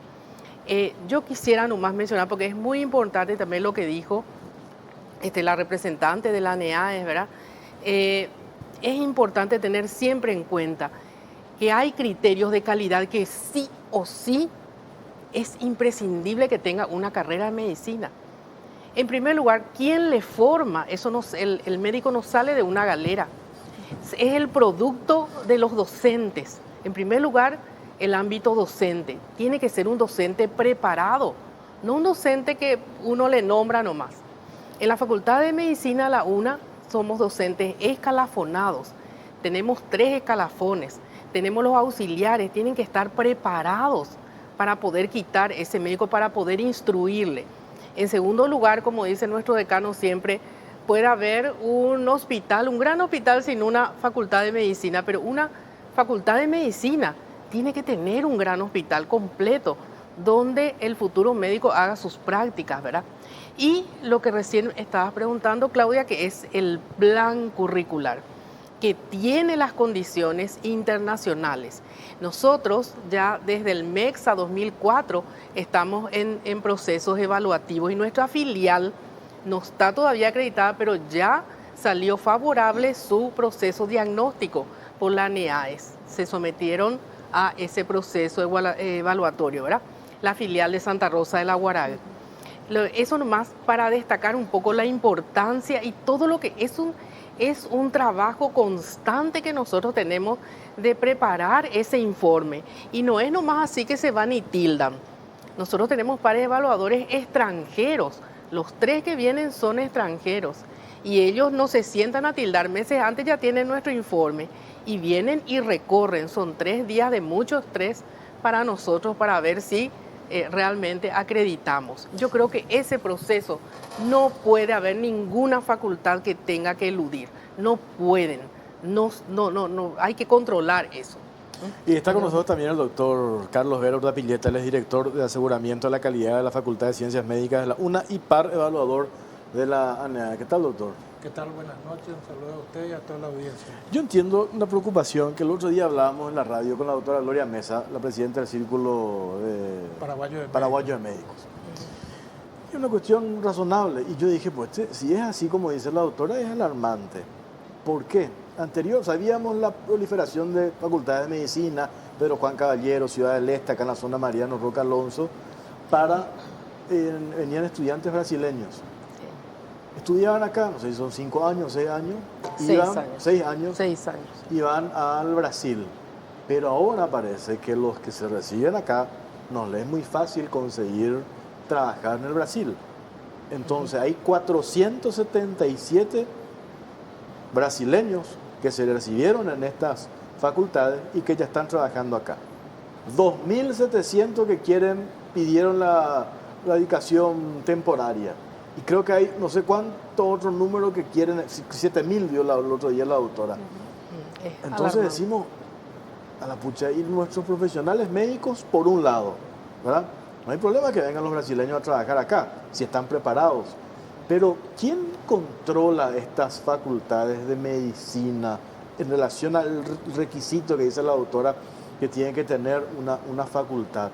¿Hace ANEA? No, o sea, me parece que no, a no ser ese control, ¿quién hace, verdad? Bueno, son 2 instituciones, ¿verdad, rectora? Uno es el CONE, que es el Consejo Nacional de Educación Superior, que es la que tiene que habilitar la carrera. Y muchas yo creo que no tienen habilitada la carrera. Y en segundo lugar, la ANEA es que tiene que evaluar la calidad de la formación. Y eso tampoco lo explicó muy bien, 13 están acreditadas, 11 están en vía de acreditación, que pueden acreditar o no acreditar, y 13 que no tienen. Realmente se ha armado, por cuestión también de una ley anterior, ¿verdad? Ha creado una cierta anarquía. Y no son solo brasileros, ¿eh? Hay también de otras nacionalidades que vienen, pero lo que pasa es que el bono mayor son brasileros. Hay facultades que nosotros hemos ido a evaluar y prácticamente más del 90% de los estudiantes son brasileros, especialmente los que están en la frontera con el Brasil. Este problema tampoco no es solo del Paraguay. Hemos visto que en países como Bolivia, Perú y eso también sucede lo mismo, ¿verdad? Y entonces nosotros lo que tenemos que hacer es que adecuar, ya está la ley 4995 y otras leyes, y se le tiene que nombrar solamente a las personas que emergen de, en primer lugar, carreras abiertas y habilitadas por el CONE y carreras acreditadas por la ANEA, porque se ven los criterios de calidad. El criterio de calidad tiene que cumplir con un perfil de egreso de ese médico. Tiene que ser un médico con conocimientos, con habilidades técnicas, un médico con una formación, una conducta ética, un médico comprometido como ciudadano con su comunidad, con su país, y además de eso tiene que ser una persona solidaria, además. ¿verdad? Es decir, se tiene que, porque esta persona, el médico, es una persona que va a manejar vidas humanas. El problema está no solo en eso, sino que emerge una cantidad de gente, y creo que en este momento uno de los datos que teníamos es que hay más de 1.500 médicos recibidos que no tienen, porque la formación no termina con la formación de grado, tiene que tener un posgrado que puede durar 4, 5 o más años para las troncales y luego las subespecialidades, que es parte de la formación. Entonces, todas esas cosas son cuestiones que se tiene que hacer un examen muy profundo de esta realidad, ponerse las pilas, como se dice vulgarmente, y solucionar de fondo, ¿verdad? Porque eso es lo que nosotros debemos buscar y cumplir con esos criterios de calidad. Y como bien dijo, y es la postura de la Facultad de Ciencias Médicas, la UNA, que los médicos tienen que tener esa formación con criterio de calidad y además la investigación, que es el gran déficit que hay en Paraguay, ¿verdad? Inclusive poca inversión. No solo en medicina. No solo en medicina. Por un lado está el CONACYT, están los investigadores que se están verificando por el PRONI y todo eso, pero todavía hay déficit. Paraguay es uno de los países que están más atrás en lo que hace al campo de la investigación, que es también uno de los fines, por ejemplo, de la UNA y de la mayoría de las universidades públicas, que es, ¿verdad?, la docencia, en nuestro caso la Facultad de Medicina, asistencia, la extensión y la investigación. Tengo que hacer una pausa. A la vuelta me gustaría contarle a la directora, a Gavina Gavila, la acreditación que tiene que hacer NEAES. La casa de estudios, ¿se tiene que ir a tocar la puerta de NEAES? Yo quiero que me acrediten o ustedes hacen un monitoreo. La vuelta a la pausa, hablamos todo esto. Ya venimos.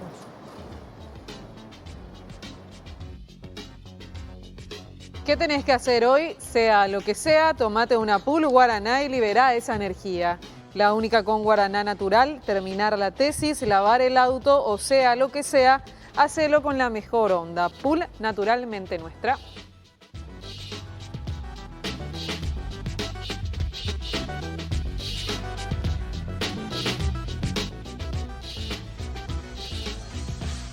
Bueno, vamos a ver qué opina la gente sobre este tema, carreras de medicina. ¿Crees que las carreras de salud que no cumplen requisitos de evaluación de ANEAES deben ser cerradas de inmediato? En un 95% la gente dijo que sí, 5% no.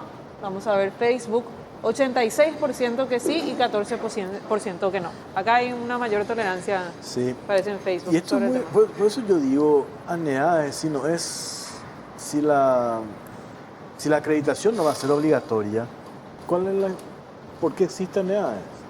Porque el CONES habilita las carreras. Sí. Y muchos dicen, sí, pero la ANEAES ya es una especie de certificación, le dicen. De calidad. ¿Verdad? De calidad. Sí. Pero entonces, ¿para qué existe ANEAES si no todas las carreras van a tener la acreditación? Claro. Importante aclarar un punto, Jorge, aquí. La acreditación, someterse al proceso de acreditación es obligatoria. Nosotros somos un órgano pero igual siguen técnico. Funcionando facultades que no tienen la acreditación. Allí va la explicación.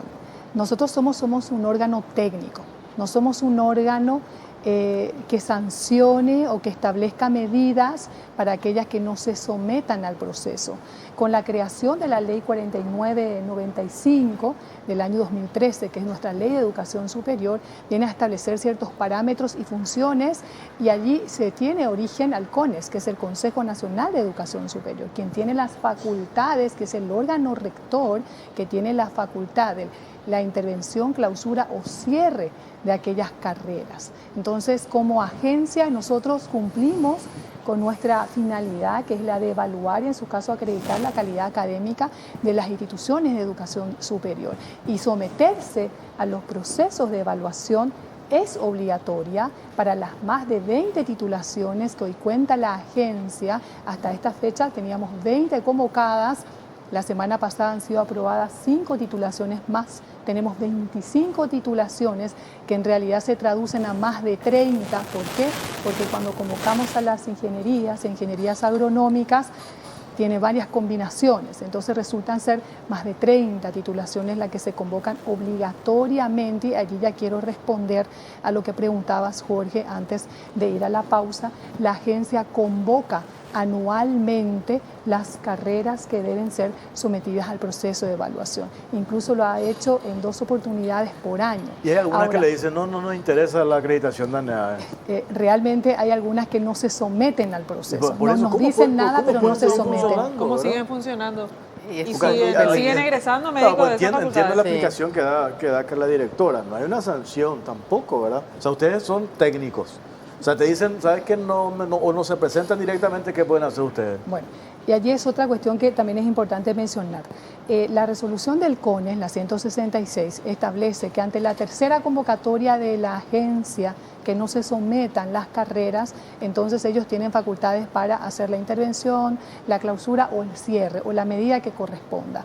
El Consejo Directivo, atinadamente, la máxima autoridad de la ANEAES, ha establecido en estos días de solicitar al órgano rector que ante la primera convocatoria realizada por la agencia y que las carreras no se sometan al proceso, entonces pueda solicitarse el cierre de esas carreras. Es lo que el Consejo Directivo va a solicitar, porque consideramos que esas tres convocatorias ya pueden estar surgiendo aproximadamente 4 promociones de egresados sin ningún tipo de control. Esa es la medida que se está realizando a partir de este momento ante la proliferación de la cantidad de carreras, de ofertas de carreras de medicina sin ningún tipo de ¿Ustedes ya control. recomendaron el cierre de alguna facultad? En realidad, lo que nosotros emitimos son 3 evaluaciones: la no acreditación, la acreditación y la postergación. Y todos los informes que salen de la agencia son remitidos al Consejo Nacional de Educación Superior, O sea, el CONE para es el que que, se tiene tomen el que tiene que tomar la decisión. las medidas respectivas. Ustedes no pueden porque son técnicos. Nosotros no podemos tomar medidas sancionatorias ni punitivas. Solo lo Ahí hacen donde las hay que autoridades. insistir, doctora, es en esa parte. No puede ser que Sí. sigan funcionando. Entiendo yo que detrás de toda esta historia hay un alto interés económico, el lucrativo negocio de las facultades, ¿verdad? Eso es innegable. Exacto. Pero Exacto. acá hay una cuestión, principalmente, todas las carreras, ¿verdad? Pues principalmente medicina. Medicina estamos hablando de la vida. Por eso lo que mencionaba Claudia al inicio, estos sanatorios que contratan, perdón que lo diga, pero mano de obra barata. Pues quieren desesperadamente, quieren trabajar, estudiaron no sé cuánto tiempo y quieren trabajar. Y ahí te va en urgencia a un sanatorio y te atiende el que se recibió no sé en qué facultad sin la acreditación de ANEA. Entonces, ¿qué garantía yo tengo? Por eso los casos de negligencia. Y nadie dice, ese se recibió en tal universidad. Los médicos, entran todos ustedes. Nadie hace la discriminación. Entramos todos en la ¿no? misma bolsa. Esa es la preocupación de las universidades acreditadas.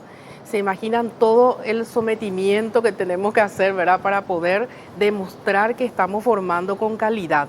Y de repente nuestros propios egresados están compitiendo con egresados que no tienen la calidad de lo que nosotros estamos formando, ¿verdad? Aún así, uno nunca asegura que el 100% de los egresados sean excelentes, ¿verdad? Claro. Pero peleamos por la calidad, trabajamos con calidad y les intentamos proceso formar fue con más calidad. más riguroso Claro, también. es muy riguroso, ¿verdad? Y esa es la preocupación nuestra, y como universidad más antigua también es nuestra preocupación. Eso. Hay algo que agregar también, porque en la acreditación ANEAES hay 2 modelos, uno que es nacional y el otro es Arcosur, que es de Cono Sur y que realmente es para toda Sudamérica y se va a extender para toda Latinoamérica. Eso va a hacer ubicar nuestras universidades, nuestras carreras, porque lo que se evalúan son las carreras, no las facultades o universidades. Nos va a poner en el concierto internacional de la educación superior en América Latina, que de por sí, ustedes saben,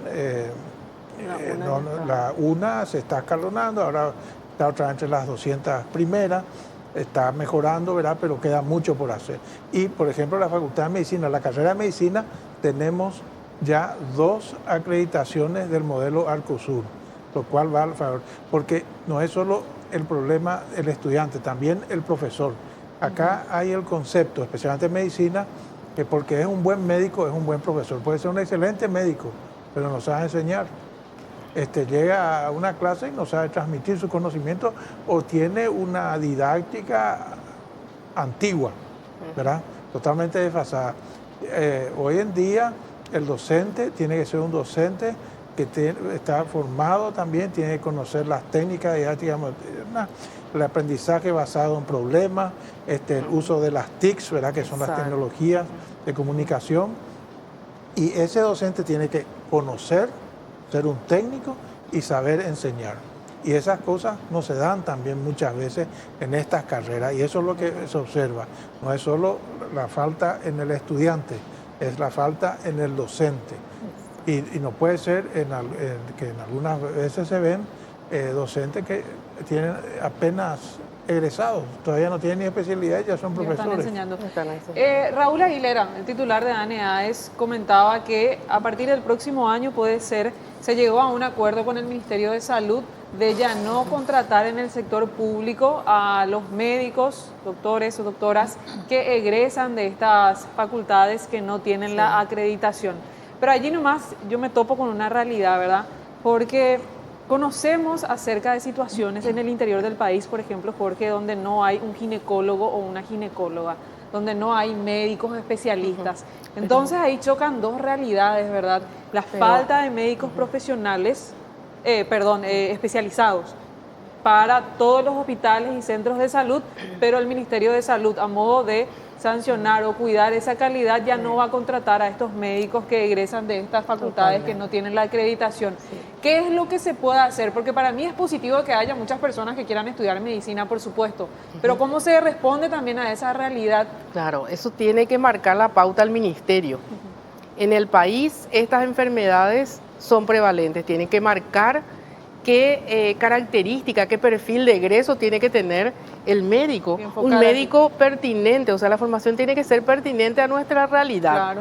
¿De qué sirve estar preparados para alguna enfermedad que allá en Suecia es muy prevalente? El médico tiene que ser de salido, pero también con características internacionalizadas, ¿verdad?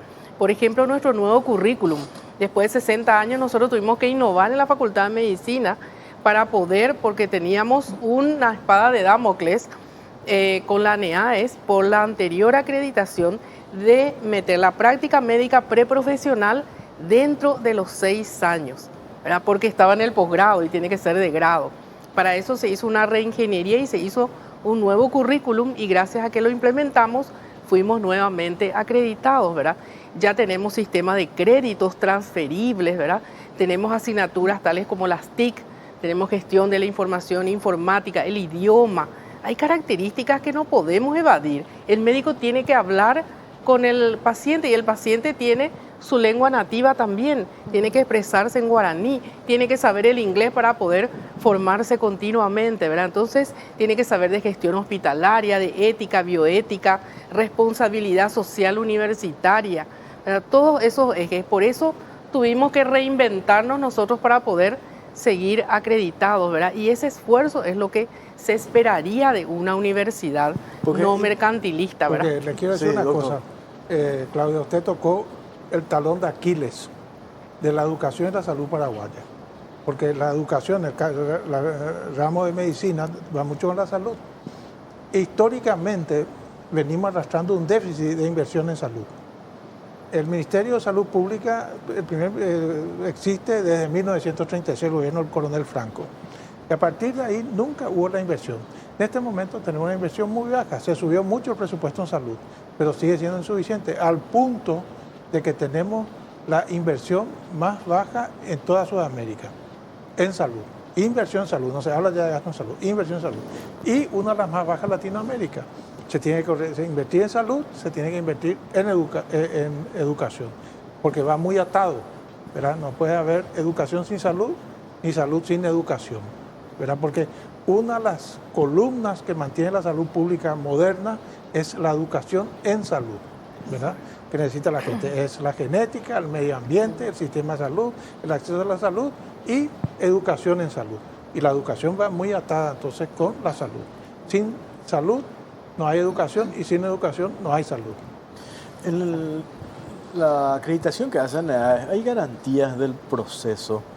A mí me decían que hasta están las facultades que siempre van a ser acreditadas y están las otras que no, por una cuestión de competencia. ¿Puede darse eso? ¿Es una garantía real del trabajo técnico que hacen ustedes, directora? Bueno, excelente pregunta, Jorge, porque en este tiempo que se ha dado a conocer la cantidad de ofertas educativas en el área de salud y específicamente en el área de medicina, se ha discutido mucho el tema de la garantía.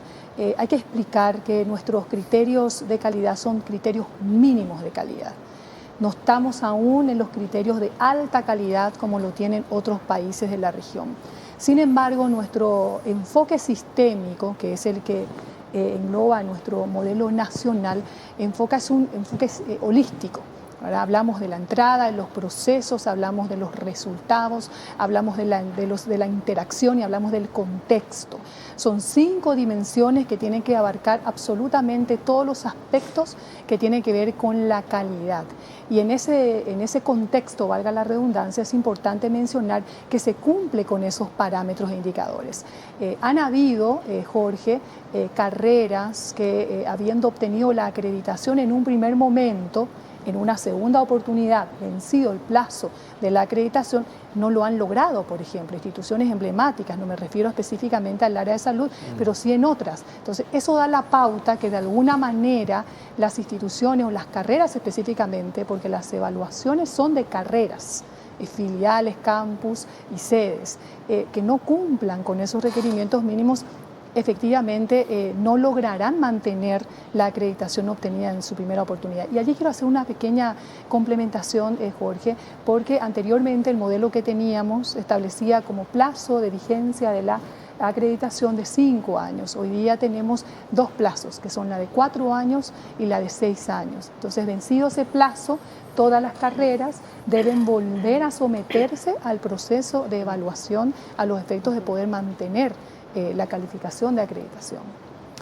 Para ir redondeando, digo, el que se recibe de la Facultad de Medicina, la histórica Facultad de Medicina, y tiene que competir a la hora de conseguir un trabajo, el profesional médico va, presenta su currículum, un sanatorio reconocido, privado, y opta por el otro por una cuestión de... no sé, no creo que miren precisamente el currículum y de qué se hace esa discriminación. Hay prioridad, este se recibió en la UNA, entonces este sí o sí tiene que ser mejor que el otro. No se hace esa discriminación, no, ¿verdad? No, porque es más algunos dicen en empírica. derecho, por ejemplo, existe esto, este es la católica o este es de la nacional. Sí. Es como que se mira mucho. Hoy día ya no se tiene en cuenta eso. Es empírica. Y ahí va la cultura de la evaluación en calidad continua. La autoevaluación, tenemos que tener la cultura de la autoevaluación. Para cargos, tanto en empresa privada, en la empresa privada elige lo que le conviene, sabemos todo, ¿verdad? Por el motivo que sea, elige lo que le conviene. Y en el sector público sí hay concursos. Hay déficit en algunas cosas, constantemente vemos a través de la prensa quejas, denuncias, etcétera. Pero por lo menos a nivel Ministerio de Salud está habiendo concursos para los cargos, se está llamando a concursos. Y eso es bueno, ¿verdad? Tendrá sus defectos, pero es bueno. Es el comienzo, no es lo ideal, es el comienzo. Ojalá algún día se haga realmente un concurso, porque realmente donde existen concursos bien hechos, ¿verdad? Tendrá también algunos defectos, es solamente en la Facultad de Ciencias Médicas de la UNA, ¿verdad? Que para todos los cargos hay que concursar. Sí.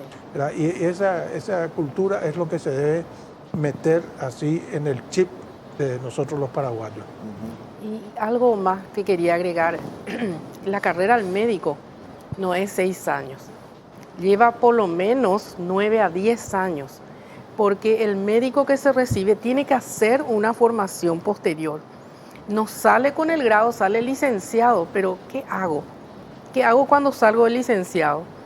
Es lo básico, ¿verdad? Luego el CONAREN, ahí entra ya el ministerio con el CONAREN que no tiene tantas plazas para formación de Es para la posgrado. residencia. Claro, para las residencias médicas, Consejo Nacional de Residencias Médicas. Pero el CONAREN se involucra no solo con la facultad de la UNA, con todas No, las... claro. La Claro, una, ahí. no, la con facultad todo. de la UNA no está dentro del CONAREN. No Es está. aparte del Es concurso. para las facultades privadas. Es del ministerio. Es para todos. Y las otras públicas. Lo que ¿verdad? pasa es que la Facultad de Medicina de la UNA tiene su hospital escuela, donde es abierto, concursan para las residencias los recibidos ahí, pero es un ente público.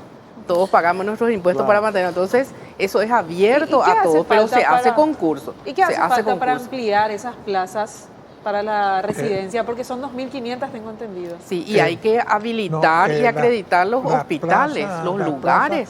plaza, el hospital de clínicas tiene 160 plazas aproximadamente. La CONAREN ofrece, está por los 400 500, parece que ganaría 600. O sea que entre hospitales de clínicas y CONAREN están un poco arriba de 600. En estos momentos se están recibiendo 1.500 médicos al año. De hecho, ya entre 800 y 900 médicos están quedando sin formación de posgrado. Algunos consiguen ir afuera, Igual trabajan sin la residencia. sin la residencia. Igual trabajan. Entran En ambulancia, en cosas así. en atención primaria. ¿Qué dice la encuesta, Claudia? Nos vamos con Bueno, eso, vamos ¿eh? a ver qué dice la gente. ¿Crees que las carreras de salud que no cumplen requisitos de evaluación de ANEAES deben ser cerradas de inmediato? En un 93% la gente dijo que sí, 7% que no. Y Facebook, 88% que sí y 12% que no. Claudia quiere que me pare para Sí, despedir. ¿Por qué debemos de parar? No podemos Porque- despedirnos bueno, sentados. quédate sentado. Yo me quiero parar para despedirle a la gente. Así me hace que nos para- acompaña cada domingo. No puede seguir funcionando una facultad sin la acreditación de ANEA. Hay que Absolutamente, corregir Jorge, eso. No- absolutamente. Falta mucho por hacer, Sí. pero lo que estamos haciendo, estamos avanzando y te hemos dado un salto cualitativo y cuantitativo importante. Sí. Entre Directora, paréntesis, muchas gracias. parece Sí, locutora. Sí, su voz. Sí. ¿Podemos, Muchas gracias. ¿Nos puede acompañar acá? Sí, Claro, por sí. supuesto, cuando guste. La voz grave que tiene. Bueno, nos vamos. Gracias por acompañarnos. Gracias, doctora. Nos reencontramos el próximo El domingo. próximo domingo. Chao, chao. Buen inicio de semana. Chao.